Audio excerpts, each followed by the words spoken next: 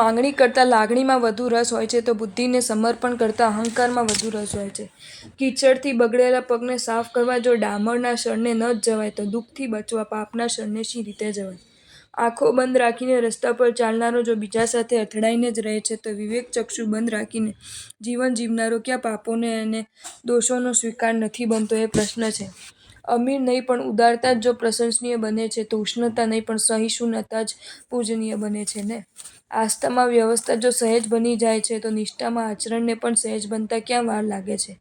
મન કાચિંડા જેવું છે, એના સતત બદલાતા રંગોને સમજવા જો અશક્ય છે, તો હૃદય તો પતંગિયા જેવું છે, એના સ્થિર રંગોને સમજતા કોઈ જ તકલીફ પડતી નથી.